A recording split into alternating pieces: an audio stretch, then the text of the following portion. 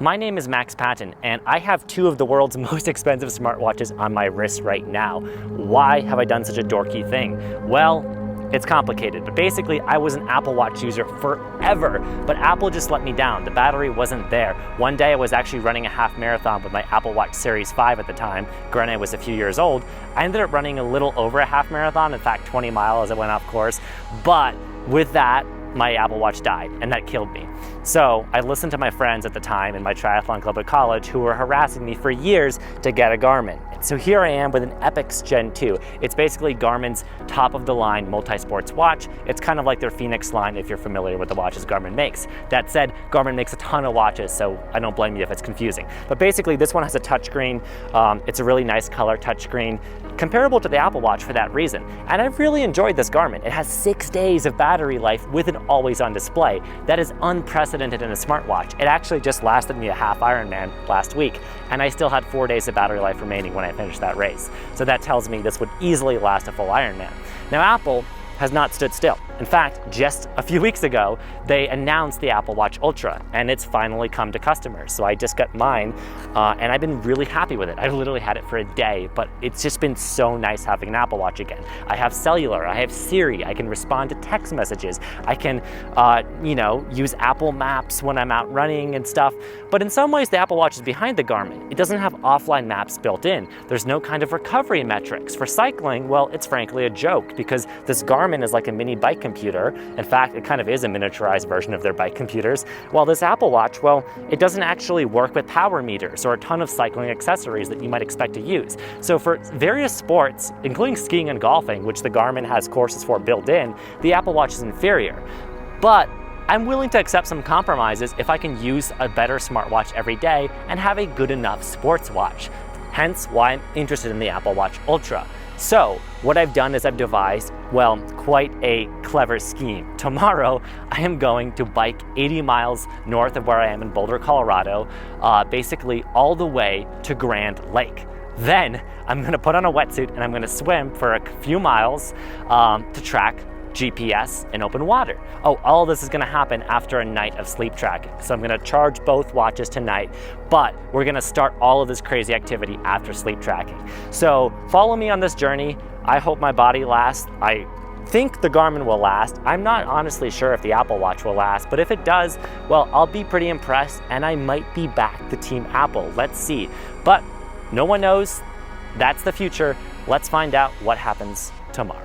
Okay, so both watches are fully charged, as you can see here. But I wanted to point this out before I go to sleep and sleep track with them and start my awful day tomorrow, just to talk about the charging experience. So right, they're both charged. You'll probably be charging the Apple Watch more often. That's obviously a downside. There is just less battery life on this compared to the Garmin Epix. That said, the cable that it comes with and that it charges through is actually this inductive magnet, this puck. You'll be familiar if you've used an Apple Watch before. I prefer this a lot to the way the Garmin works, which is this cable. It's a little dorky. It's secure, but it's kind of a pain in the ass, if I'm honest, to plug in and unplug compared to the Apple Watch. It's important on the Apple Watch because you do have to charge it more often, but it's just something I thought I'd point out. Yeah. Anyhow, good night and see you in the morning.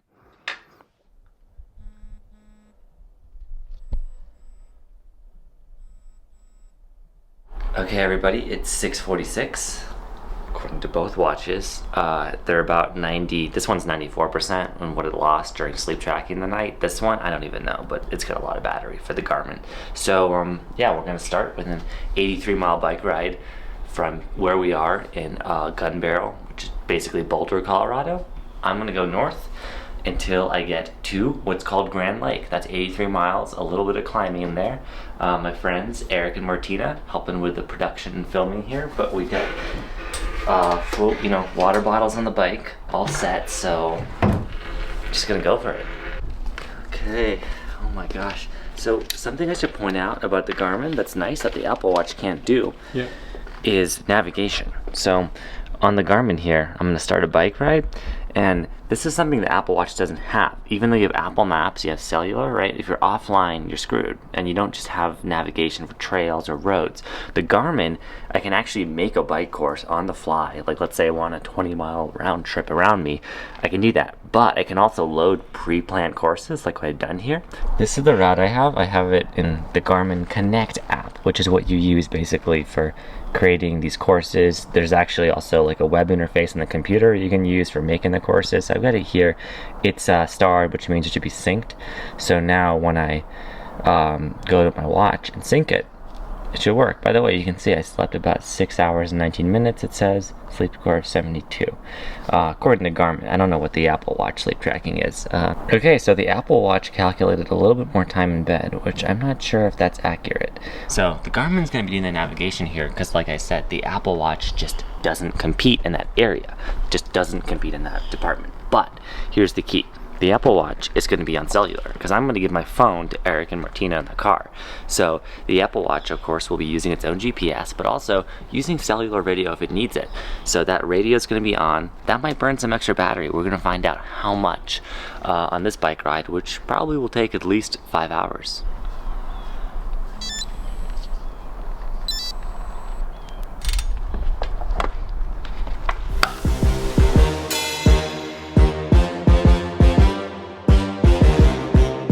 Alright, so we're about 15 miles or so into the ride. Something I wanted to point out about both watches. One, I've been able to actually relay Eric and Martina through the Apple Watch because it has its own cellular connection. They can see my location, so that's really cool with cellular. Now, a benefit of the Garmin here is I have a feature called Climb Pro.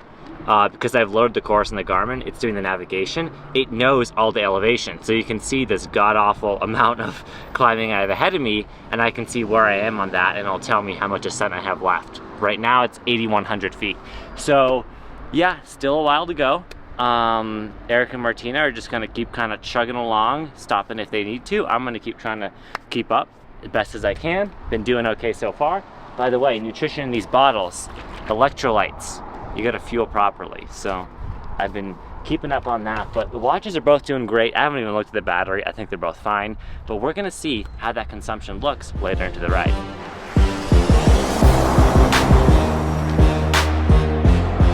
All right, a little basically about halfway into the trip. Not quite halfway into the climbing, unfortunately. A lot of that to go. Both the Garmin and Apple Watch are doing great though. If I look at the battery life we're getting, 66% on the Apple Watch. So it's actually draining a little bit more than I thought. I think that has something to do with the cellular, but it's doing okay so far. I think I'm doing okay, but it's a lot to go, so yeah.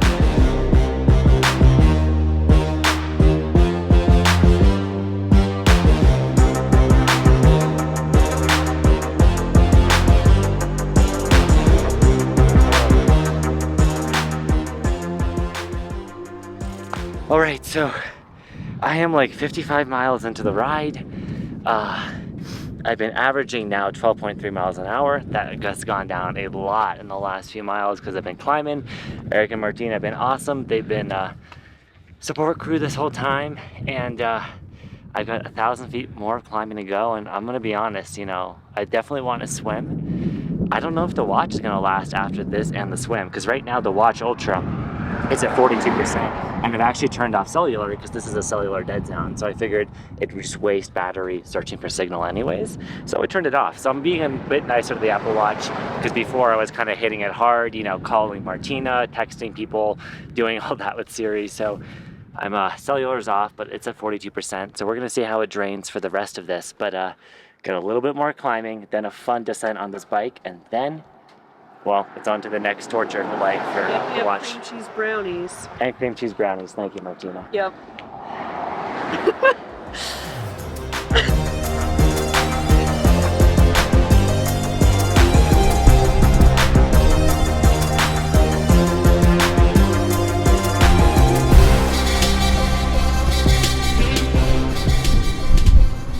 Yeah, I finished the bike ride.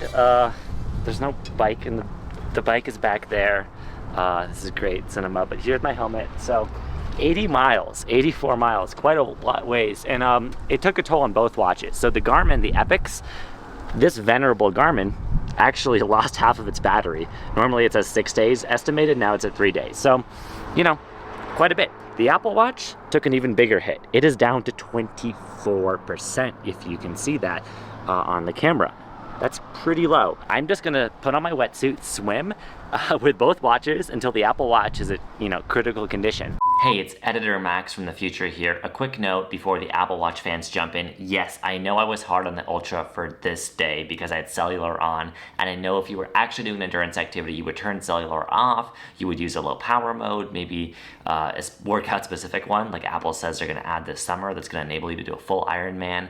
I get it. I wanted to put it through a worst case scenario to basically, one, make sure I could actually get the watch close to depletion without killing myself, but also two, because I was comparing it to the Garmin Epix, and we already know the story. Even with the Garmin Epix, which is the most comparable watch Garmin makes to the Apple Watch, it's just known that the Garmin gets better battery, especially with the always on and the standby time. That Garmin gets 6 days of battery life. The Apple Watch is rated for 36 hours. Yes, it's a conservative rating, but it's worth pointing that out. So I knew the battery would be worse than the Apple Watch. What I wanted to do was point out that the Apple Watch has cellular, and I think that's a big distinguishing feature. The fact that I was able to get those text messages, relay, do all of that, as power hungry as that process was, it was very useful from the context of a smartwatch. And that's what you have to understand. Yes, the Garmin Epix and the Apple Watch are both titanium and sapphire multi-sport watches. They both have ambitions to cater to triathletes and adventurers and hikers and divers and the like, but they are fundamentally different products. So I wanted to highlight this key advantage of the Apple Watch in that way. I hope that helps clear that up. Swim is happening. Both these guys, Apple Watch is now 22%. Garmin still at 3 days of battery estimated. I'm gonna start a workout on both of them for swimming. Not a pool swim, this is an open water swim. And then let's do the same on the Apple Watch here.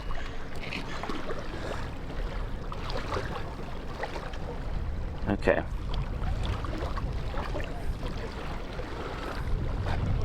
Alrighty, so both are ready to start, and I'm gonna start them both and head out.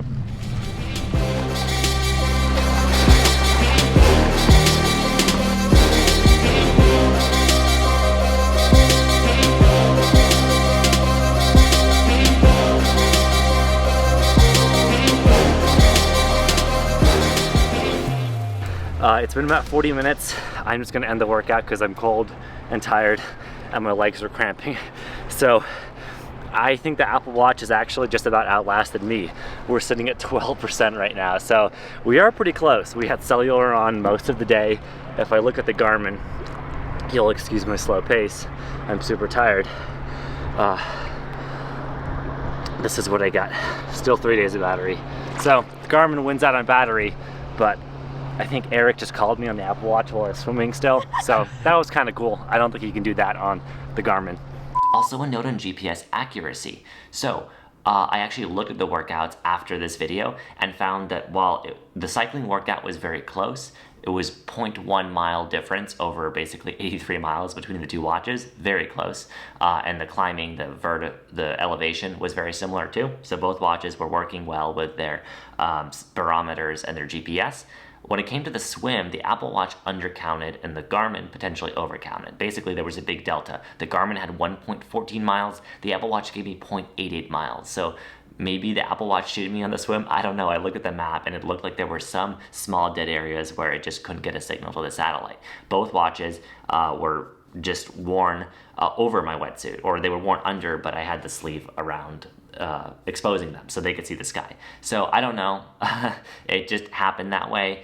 Maybe the Apple Watch GPS is a little worse for swimming. Maybe that's a software thing that Apple can improve on and fix. Nonetheless, yeah, both watches are among the best in the industry for GPS.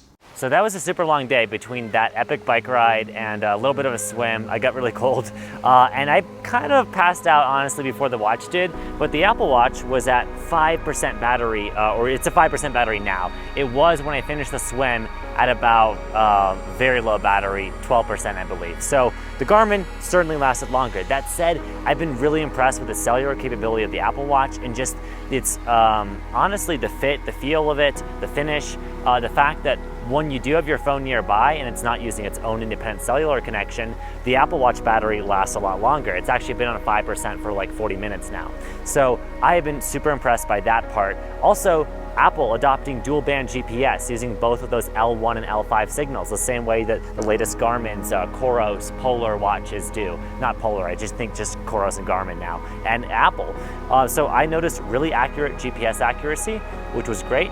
And overall, I would say I was impressed by the Apple Watch as a fitness device. Now, as a cycling computer, well, Garmin's better. Even as a watch, of course I could get a Garmin cycling computer and use it with any watch, but the Garmin has so many features built in, like that course guidance, which I use today, that I think Apple really badly needs to catch up on. Once Apple does catch up in those areas though, and maybe adds connectivity for things like power meters and other tools, well, I think for multi-sport athletes, this will be invaluable. Already, Apple has some interesting advantages I didn't even touch on today. The Apple Watch can be used as a dive computer. With Garmin, you have to go to one of their specialized watches, like the $1,300 Descent Mark II to get that feature. The Apple Watch is $800 and it comes with cellular. This Garmin was $1,000, has no cellular, and as we've seen today, not as functional in every area, but nonetheless an amazing multi-sport watch and still the undisputed battery king, even with this color touchscreen. So I've been, both watches are great. I think I'm gonna lean more towards the Apple Watch for my taste because I just love what it does for my ecosystem of, Apple devices, how well it works. It's just so smooth. I've had a lot of fun with it, and I think this is the one I'm going to keep. But hey, if you know someone who wants a Garmin Epix, reach out to me because I might have one on the market. That's been it. Thanks so much for my friends for helping me out today, and thank you guys for watching. It's the man behind the camera all day. Alrighty. Cameo made.